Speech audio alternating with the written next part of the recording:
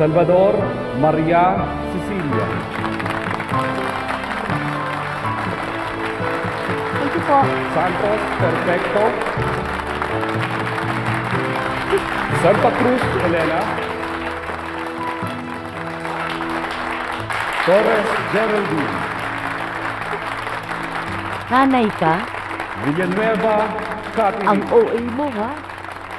Villanueva. Lola, ako ang nanay niyan. Dahil ang mga magulang namin, ang mga nagsilang sa amin nasa ibang bansa, kaya ako ang nanay niya. Zaragoza Maria Elizabeth. Ceci! Ate, thank you sa lahat ng paghihirap mo sa akin, ha?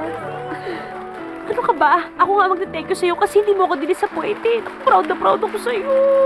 Thank you, ate. Sige na, balik ka na.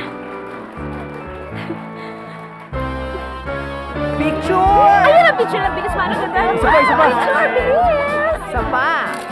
Good. Sama ka, sama ka, sama ka. Halika na, ganyan. Tama na! Ay! Ano ba ka ba?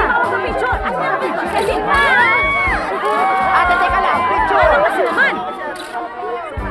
Sandali. Mana, halika.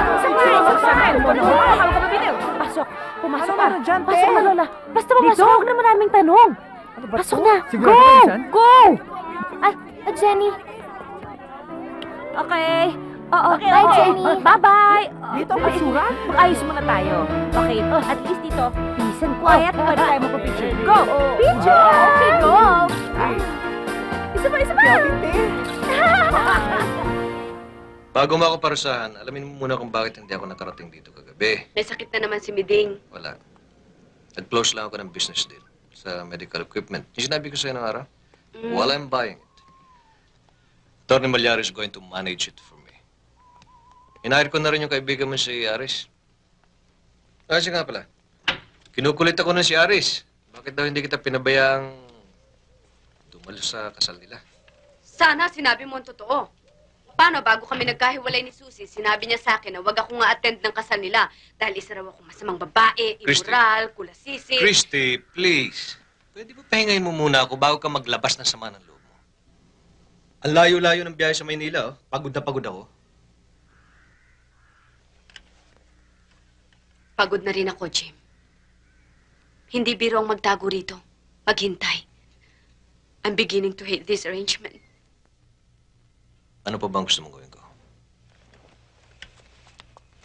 Kamusta na yung kaibigan ko? Good. Okay naman. Minsan nga puntahan mo siya ron. Galit pa siya sa akin eh. Pag malamig na ulo niya, pag nanganak na. Jim, binibigyan ka ba ng problema ni Christy? Ha? Jim, matagal na kitang kilala.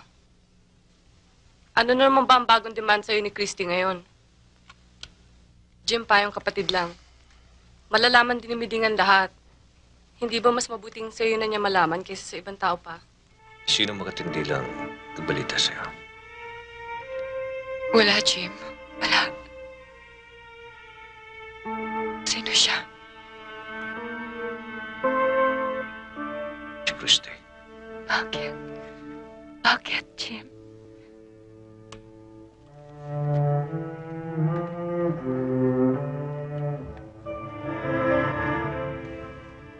Gusto ko magkaanak.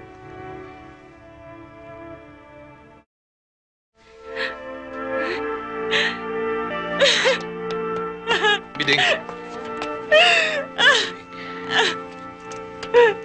Hindi tayo maghihiwalay. Ang mahalaga lang sa akin ay magiging anak namin ni Christy. Yun lang. Mahal kita, mahal ka sa akin. Mahal kita.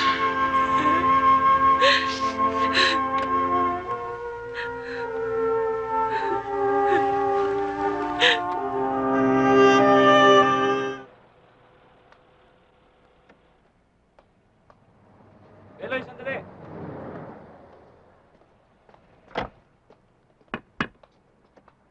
Sir, huwag ka na masyado maglalalayo, ha? Ah,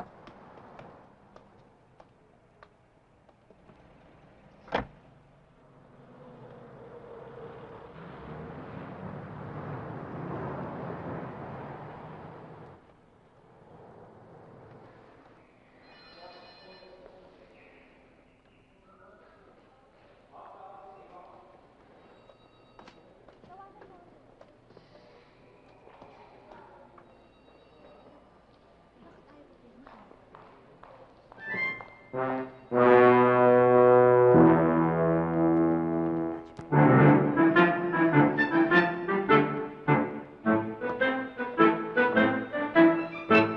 ito po yung pipirmahan niyo, sir!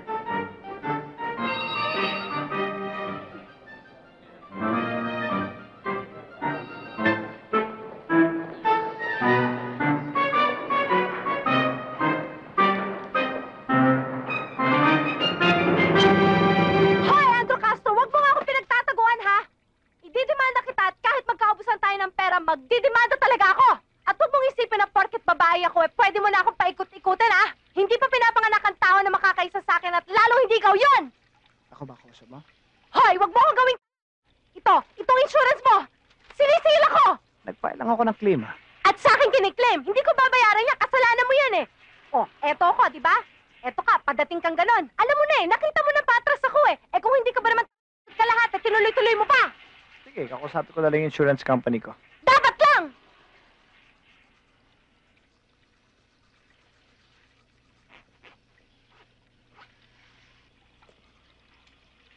Sabihin mo sa kanila na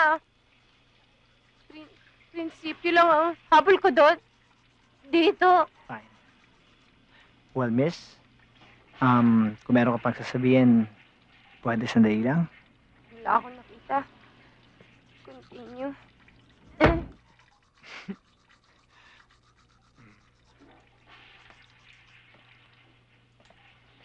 Ang tapang nun, Hello?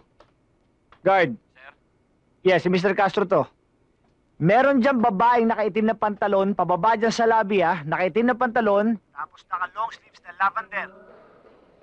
Tandaan mo ang babaeng yan. Sir. Nakita ko na siya. Tandaan mo yung mukha dahil may sayad sa ulo yan. Iba na yan dito sa building, ha? Bakit?